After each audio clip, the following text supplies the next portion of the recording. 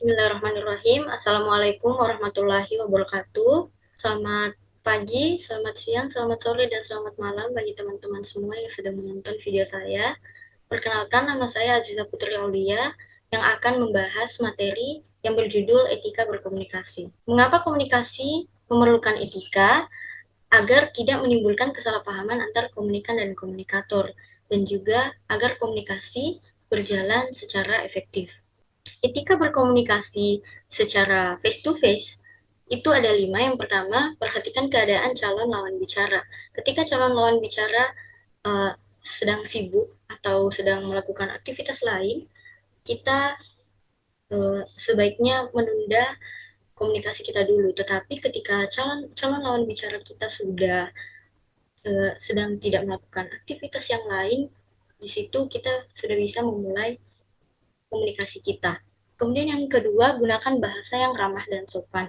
Ini maksudnya menggunakan bahasa yang ramah, tidak membentak lawan bicara, kemudian nada berbicaranya itu sopan.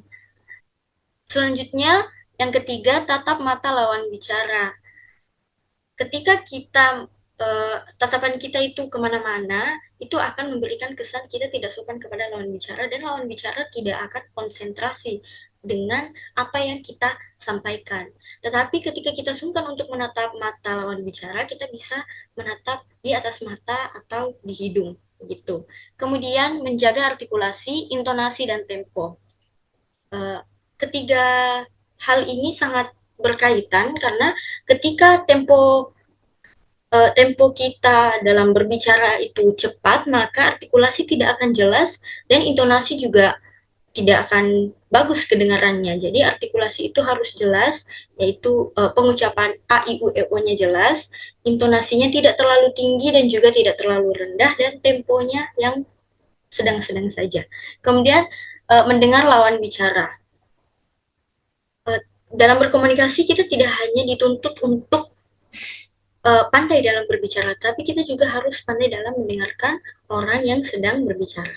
Etika berkomunikasi melalui media ada 2. Yang pertama, gaya bahasa yang baku dan formal. Bahasa yang digunakan itu baku atau mudah dimengerti oleh semua orang, dan dalam pesan kita itu jangan ada kata yang disingkat untuk menghindari kesalahpahaman.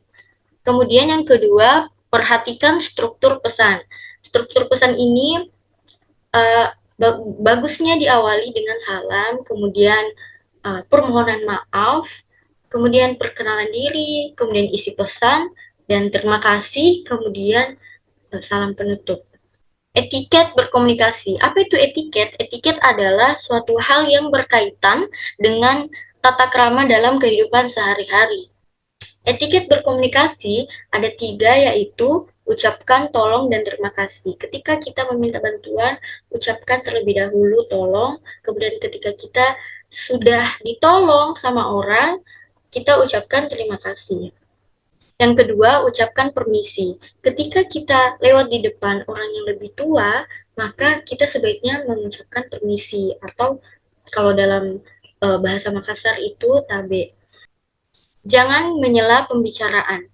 Ketika lawan bicara masih menyampaikan wejangannya, sebaiknya kita tidak menyela pembicaraannya terlebih dahulu. Ketika lawan bicara sudah selesai, baru kita mulai menyampaikan wejangan kita. Itulah tadi pembahasan singkat mengenai etika dan etiket dalam berkomunikasi. Mohon maaf jika ada yang kurang jelas. Terima kasih kepada teman-teman yang menyimak. Sekian dari saya. Wabillahi taufiq wal hidayah. Wassalamualaikum warahmatullahi wabarakatuh. Bye.